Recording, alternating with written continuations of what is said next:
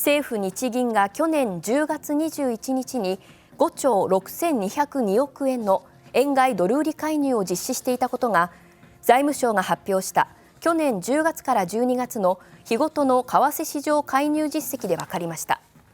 1日あたりとしては過去最大の円買い介入です。また10月24日にも7296億円の円買い介入を行っていました。